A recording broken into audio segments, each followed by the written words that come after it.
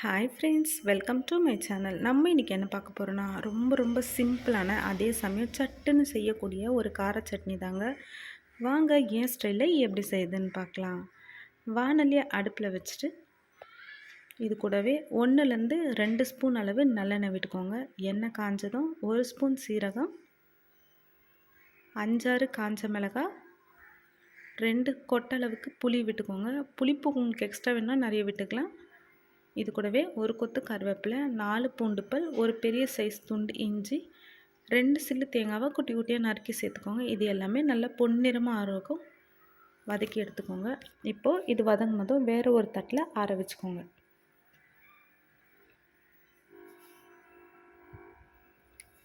இப்போ வேறு ஒரு பிளேட் மாற்றதும் அதே வானலியில் கட் பண்ணி வச்சுருக்கிற 2 தக்காளி, 2 வெங்காயம், ஒரு கைப்பிடி அளவு கொத்தமல்லி சேர்த்துக்கோங்க.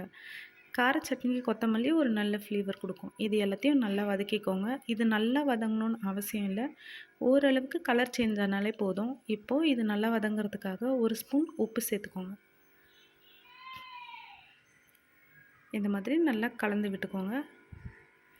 இந்த மாதிரி பக்குவத்துக்கு வதங்கி வந்ததும் அடுப்பு ஆஃப் பண்ணிவிட்டு அப்படியே ஆற விட்டுருங்க.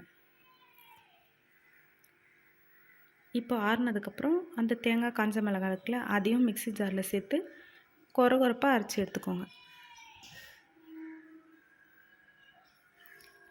இப்போது ஆற வச்ச தக்காளி வெங்காயத்தையும் சேர்த்து அரைச்சி எடுத்துக்கோங்க. இந்த மாதிரி பக்குவத்துக்கு அரைச்சிட்டு உப்பு சரியாக இருக்கா ஒரு தடவை செக் பண்ணிக்கோங்க. இப்போது அதே வானலியை அடுப்பில் வச்சுட்டு 2 ஸ்பூன் அளவு எண்ணெய் விட்டுக்கோங்க. 1 ஸ்பூன் கடுகு உளுத்தம் பருப்பு, கடுகு பொரிஞ்சதும் 1 ஸ்பூன் கடலைப்பருப்பு, இது எல்லாமே நல்லா பொன்னிறமாக மாறினதும் இது கூடவே ஒரு கொத்து கருவேப்பிலை, ஒரு காஞ்ச மிளகாய்.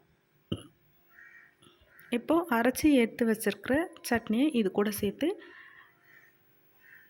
தாளிப்பு கூட நல்லா ஒரு மிக்சிங் கொடுத்துருங்க.